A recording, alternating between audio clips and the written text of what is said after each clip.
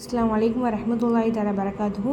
FF Islamic book ரெஃபரன்ஸில் பேஜ்லேருந்து இன்றைக்கி என்ன கித்தாப் பார்க்க போனோம் அப்படின்னா, அமல்களின் சிறப்பு கித்தாப்பில் தொழுகையின் சிறப்பு பாடத்தில் நம்ம வீட்டு தலைமையில் 7வது நாளாக 7வது தலைப்பு என்ன அப்படின்னா, ஷஹீதுக்கு முன்னால் சொர்க்கம் சென்றவர்.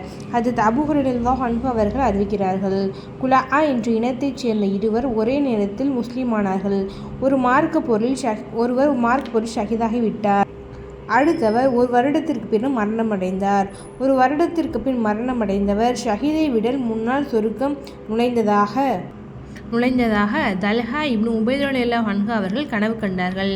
இது பெரும் ஆச்சரியத்தை அளித்தது. இதை பற்றி நானோ வேறு யாரோ விளக்கம் கேட்டபோது நபி ஸல்லல்லாஹு அலைஹி வஸல்லம் அவர்கள், ஒரு வருடத்திற்கு பிறகு மரணமடைந்தவர் செய்த அதிகமான நன்மைகளை நீர் கவனிக்கவில்லையா?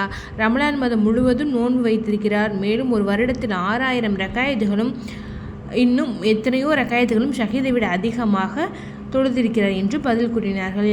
இந்த ஹதீஸ் எந்த நூலில் பதிவு செஞ்சுருக்காங்க அப்படின்னா, நூல் அஹமதுன்ற நூலில் இந்த ஹதீஸ் பதிவு செஞ்சுருக்காங்க.